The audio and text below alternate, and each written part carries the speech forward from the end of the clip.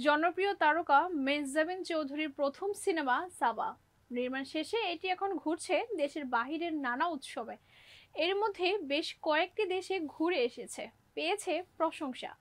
যেমন গেল সেপ্টেম্বরে অনুষ্ঠিত হওয়া ৪৯তম টরন্টো আন্তর্জাতিক চলচ্চিত্র উৎসবের ডিসকভারি প্রোগ্রামে নির্বাচিত হয়ে ওয়ার্ল্ড প্রিমিয়ার হয় সিনেমাটির।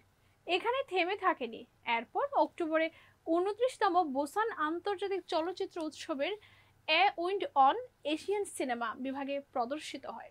কানাডা, দক্ষিণ কোরিয়া ঘুরে এবার সাবা যাচ্ছে সৌদি আরবে।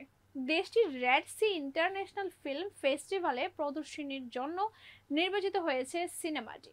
উৎসবটির চতুর্থ আসরে বিশ্বের ৮১টি দেশ থেকে এবার ১২০টি সিনেমা প্রদর্শনীর জন্য অফিসিয়ালি নির্বাচিত হয়।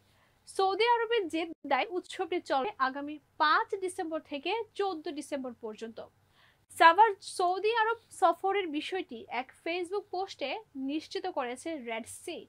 সিনেমাটির অভিনেত্রী মেহজাবিন চৌধুরী তার ফেসবুকে সুখবরটি জানান। এছাড়া মেহজাবিনের এই সিনেমাটি ইন্দোনেশিয়ায় অনুষ্ঠিত হতে যাওয়া অল্টারনেটিভ ফিল্ম অ্যাওয়ার্ড অ্যান্ড ফেস্টিভ্যালেও নির্বাচিত হয়েছে।